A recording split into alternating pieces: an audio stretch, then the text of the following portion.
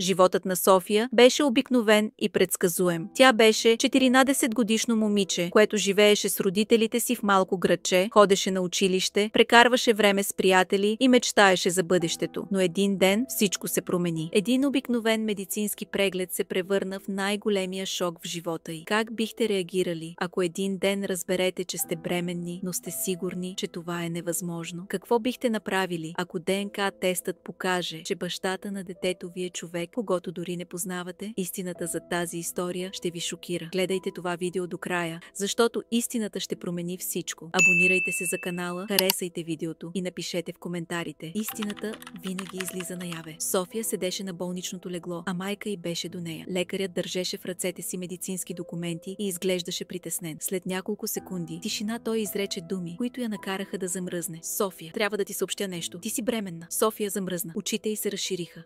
Това не е възможно. Никога не съм била с никого. Майка й ахна и погледна лекаря с недоумение. Това сигурно е някаква грешка. Дъщеря ми е още дете. Докторът поклати глава. Направихме няколко теста, за да се уверим. Всички показват едно и също нещо. Той подаде лист с резултатите. Майка й грабна документа и започна да чете. Очите й пробягаха по редовете, докато не спряха на едно име. Това е невъзможно, прошепна тя. София, познаваш ли този човек? София взе листа и прочете името. Александър Петров, 18 години. Не, никога не съм го виждала през живота си, прошепна тя. Докторът въздъхна. Тогава трябва да разберем какво се е случило. София и майка й излязоха от болницата, все още в шок. Мислите й бяха хаотични. Как е възможно това? Кой е този Александър Петров? Когато се прибра у дома, взе телефона си и написа името му в интернет. Резултатите я накараха да замръзне. Александър Петров, 18-годишен милионер, собственик на IT компания, млад гений. Но защо неговото име беше в медицинските и документи? Майка й беше разстроена и ядосана. Това е някаква ужасна грешка. Ще съдим болницата. Телефонът извъня. Беше непознат номер. Майка й вдигна. Добър ден. Обаждаме се от болницата. Искаме да ви помолим да не предприемате нищо за сега. Нуждаем се от няколко дни, за да разследваме случая. Ще ви дадем цялата истина. Искате да кажете, че нещо не е наред? От другата страна замълчаха за миг. Нека просто кажем, че може би това не е първият случай. София и майка й се спогледаха. Това едва започваше. Александър Петров никога не си беше представил, че ще се озове в подобна ситуация. На 18 години, успешен млад бизнесмен, фокусиран върху кариерата си, а сега обвинен, че е баща на дете, което дори не знаеше, че съществува. Телефонното обаждане от болницата го извади от обичайния му ритъм и го хвърли в свят, изпълнен с въпроси, на които никой не можеше да отговори. Господин Петров, разбираме, че това звучи шокиращо, каза лекарят от другата страна на линията. Но тестовете са категорични. Това трябва да е грешка, каза Александър, чувствайки как гневът му нараства. Никога не съм срещал това момиче. Ето защо ви молим да дойдете в болницата. Трябва да обсъдим случая. След няколко минути размисъл, Александър прие. Нямаше как да остави нещо толкова сериозно да виси във въздуха. Когато пристигна в болницата, го въведоха в малка конферентна зала. Вътре го очакваха главният лекар и няколко юристи. Преди 6 месеца направихте голямо дарение за нашата клиника, започна лекарят. Част от тези средства бяха използвани за изследвания в областта на репродуктивната медицина. И как това има нещо общо с мен, лекарят замълча за момент. Все още разследваме, но има вероятност ваш генетичен материал да е бил използван без ваше знание. Александър замръзна. Искате да кажете, че някой е откраднал ДНК-то ми? Не можем да го потвърдим напълно, но записите ни показват нередности в системата. Юристите на болницата се включиха в разговора. Ние ще съдействаме за разследването, но молим за дискретност. Александър поклати глава. Това няма да остане без последствия. Той взе документите и излезе от залата. Трябваше да говори с момичето и семейството й. Междувременно, София седеше на леглото си у дома, втренчена в телефона си. Разглеждаше профилите на Александър в интернет. Беше богат, известен, успешен. Но защо неговото име беше в ДНК теста и майка й влезе в стаята? Утре ще се срещнем с него. Болницата иска да изясни случая. София кимна мълчаливо, но в сърцето й растеше страх. Ами ако това не беше просто грешка? София и майка й пристигнаха в болницата на следващата сутрин. Въздухът беше тежък от напрежение, а сърцето на София биеше лудо. Не знаеше какво да очаква. Как се срещаш с човек, когото никога не си виждал, но според всички документи именно той е бащата на нероденото ти дете? Когато влязоха в залата за срещата, първото, което забеляза, беше млад мъж с костюм, седнал на другия край на масата. Той изглеждаше спокоен, но очите му бяха напрегнати. София веднага го позна. Беше виждала лицето му в статиите, които беше чела предната вечер. Това беше Александър Петров. Главният лекар изчисти гърлото си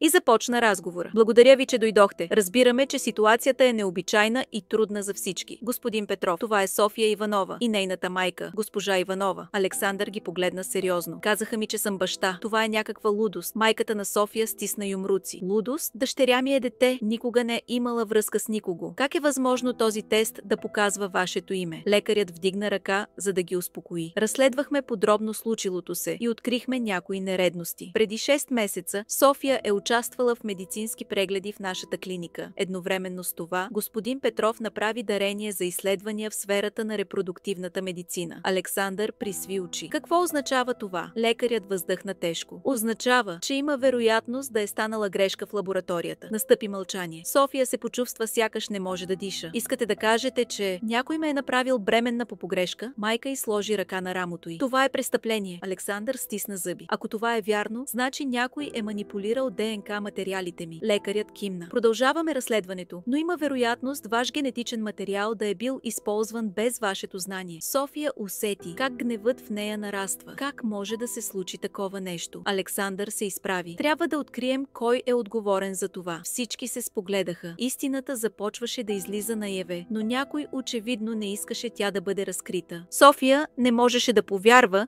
че животът й се беше превърнал в кошмар. До вчера беше просто обикновено момиче, а сега стоеше в болница, обсъждайки как е възможно да е бременна без никакво логично обяснение. Александър Петров, 18-годишният милионер, седеше срещу нея, също толкова объркан. Но вече и двамата разбираха едно. Това не беше просто лабораторна грешка. Това беше нещо много по-голямо. Какво открихте до момента? Попита Александър, обръщайки се към лекаря. Мъжът изглеждаше нервен. Погледна към документите на бюрото си и се поколеба преди да отговори. Вече сме сигурни, че генетичният материал е бил използван по погрешка. София е била част от група пациенти, които са преминавали през рутинни изследвания. В същото време, лабораторията, която съхраняваше материалите от програмата за дарения, направена от вас, господин Петров, е извършила сериозно нарушение. Нарушение? Гласът на Александър беше напрегнат. Това е престъпление! София стисна ръцете си, опитвайки се да овладее паниката. Значи някой е направил това нарочно? Лекарят не отговори веднага. Все още не можем да твърдим със сигурност, но намерихме нещо притеснително. Той включи лаптопа си и обърна екрана към тях. Това са кадри от охранителните камери в лабораторията. Всички се приближиха, а София почувства как дъхът й спира, когато видя как непознат мъж влиза в лабораторията посред нощ. Кой е това? Прошепна майка Пирами. Лекарят изглеждаше неспокоен. Това е бивш служител на болницата, уволнен преди 3 месеца, заради злоупотреба с данни. Александър стисна зъби. Искате да кажете, че някой е влязъл в лабораторията и е подменил пробите? Това е една от версиите ни, отвърна лекарят. Но все още не знаем защо и с каква цел. София се сви в стола си. Някой е решил да направи експеримент с мен, без дори да знам. Майка й прегърна раменете а Александър заби поглед в екрана. Ако това е умишлено, значи сме изправени пред много по-голяма опасност, отколкото си мислехме. Всички в стаята усетиха напрежението. Истината беше близо, но ако някой беше способен да направи нещо толкова жестоко, какво още можеше да се случи? Докато разговаряха, телефонът на Александър извъня. Той погледна екрана и очите му се разшириха. Някой се опитва да изтрие всички доказателства. Трябва да действаме бързо. Разследването разкри цяла мрежа от нелегални медицински експерименти. Виновните бяха арестувани, а болницата бе принудена да изплати огромни обезщетения на засегнатите семейства. София най-накрая знаеше истината.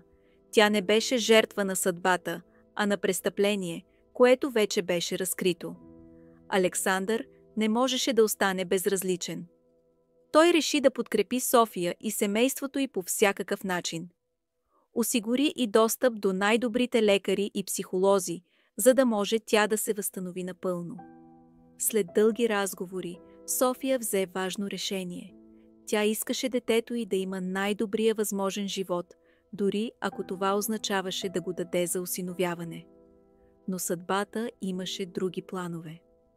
Докато минаваха месеците, София осъзна, че не може да се раздели с бебето. Александър също не можеше да стои на страна.